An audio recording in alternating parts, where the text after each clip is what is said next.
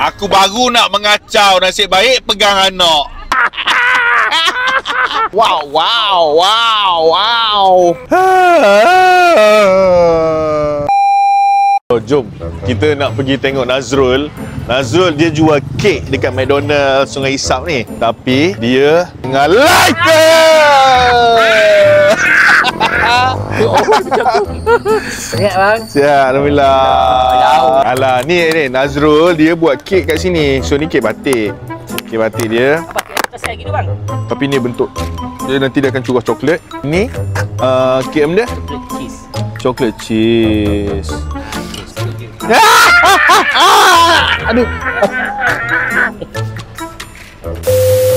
Bismillahirrahmanirrahim. Jom kita try coklat moist cheese. Awak buat hari-hari ke? Dok, cuma satu Ahad. Jumaat satu Ahad. Dia punya isi dalam dia tu. Bismillahirrahmanirrahim. Sedap weh. Kukus kan ni? Tak, kukus. Lembut.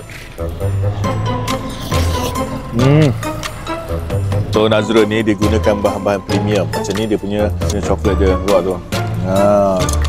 Ya dah.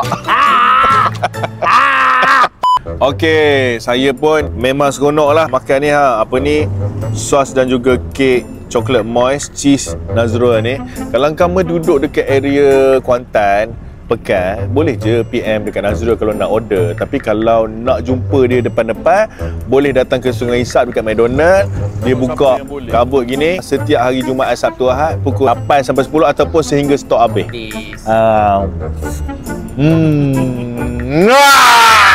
Abang terima kasihlah datang.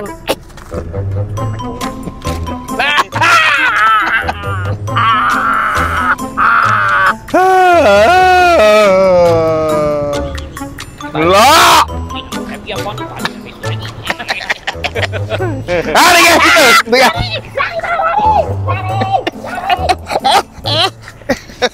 Berapa kotak kek? Paling sikit 90. 90 paling sikit, 90 bungkus weh. Habis tiap hari habis. Siapa dia? Orang Kuantan semua. Dia orang Pekan, orang Kuantan, orang mana lagi marah. Orang tak kisahlah kan planet marih ke mana ke, boleh je tekan nama Nazrul kat bawah. Yeah! Wow, wow, wow, wow, wow.